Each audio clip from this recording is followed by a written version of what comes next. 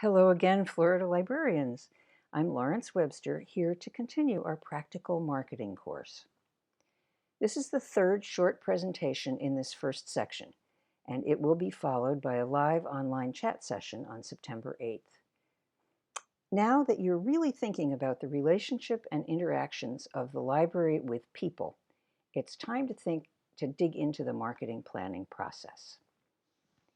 This version of the market cycle is a basic scaffolding from which you can build your planning. It starts with setting goals and objectives and moves on to gathering information about your own services and about your community. This is called market research. Moves on to identifying specific audiences you want to reach with appropriate messages. And then comes the fun part, doing the work, using all the various media and methods of reaching people that are available to us in this day and age to get the library message across. And the last part, last but absolutely not least, is assessment. How did we do? Take a good look at what worked and what didn't, tweak the plan, and then start all over again. In this segment, we're going to focus on goals and objectives and on research, the two important parts of a marketing plan. Now, marketing goals, anyone who is engaged in a strategic planning process has thought about the distinction between goals and objectives. While goals can be quite general, like these here, objectives usually have to have very specific numbers attached to them. We'll talk a little about goals first.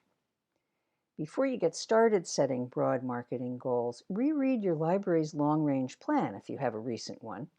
The mission or vision statement should give you direction in articulating marketing goals.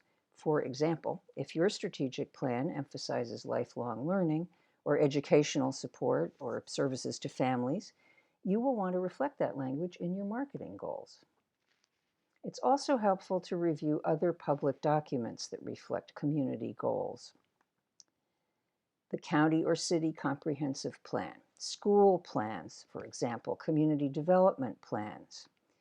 And it's also really useful to align your goals with the Florida Governor's Education and Workforce Initiatives, if appropriate for your library. When your goals march in step with larger vision and goals in your socio-political environment, it not only helps you articulate your message so it can be heard by the funding power pack, but ultimately it helps ensure that you'll have a place at the table when important policy initiatives are in formation in the future. Objectives, as distinct from goals, are measurable statements. You can assess them at the end of a given time, how the effort worked at accomplishing your goal. It's important to think of objectives as indicators, though. If your goal is to increase use of the library, rather a general statement, the number of new library cards you issue might be an indicator of that. Or maybe you want to measure website visits lasting over 3 minutes, or circulation, or program attendance. It's up to you to set an objective measure and then stick to it for the duration of the plan. That makes the most sense the one that makes the most sense as an indicator for your broader goal. An example of how we use indicators to represent much broader changes is the Dow Jones Industrial Average. While there are thousands and thousands of stocks traded on the markets, the Dow only measures 30 of the largest. This is less than 1% of all the stocks traded, but is often taken to stand for the health of the entire economy. Now, whether or not this particular indicator is useful in looking at overall economic health is the subject of some debate, but it is an indicator, and everyone knows what it means, and it's a useful, how are we doing kind of measure. An old adage, what gets measured gets done, also might apply here.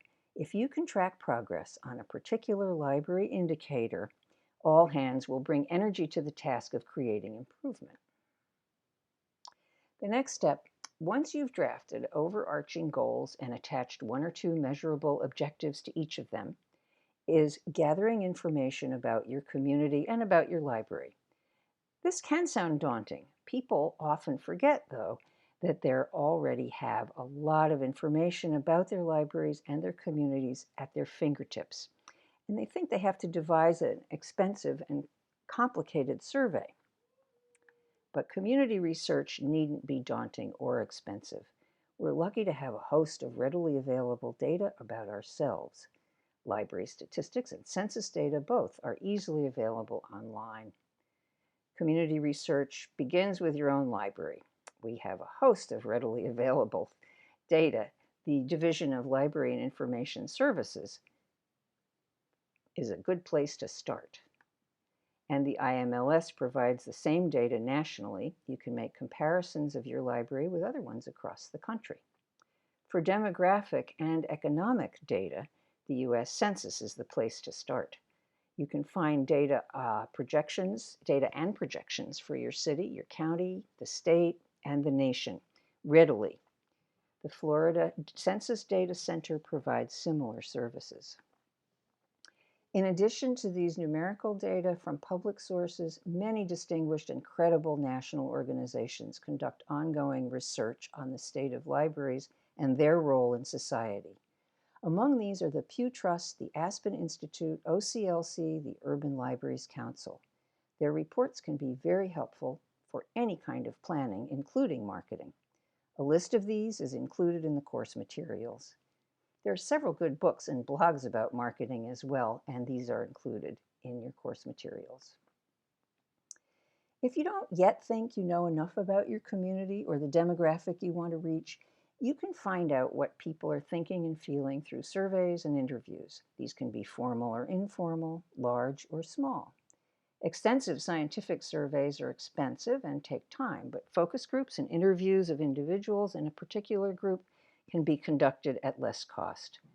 And don't forget my personal favorite, research by walking around. This is the old-fashioned, keep your ear to the ground approach to learning what your community thinks and feels about the library.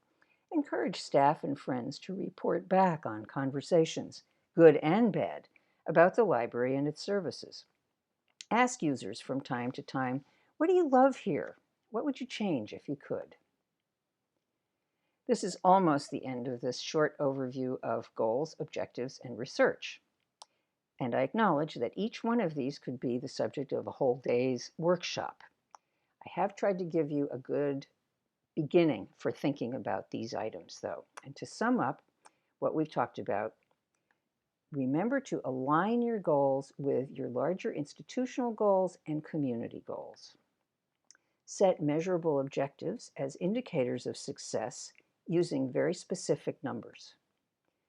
And remember that demographic and economic data are available at no or very low cost. And do remember that just listening and conversing with people can be a powerful way to find out about your community or a particular segment. I will see all of you, I hope, at the online chat session on September 8th. I'm looking forward to meeting you kind of in person for the first time.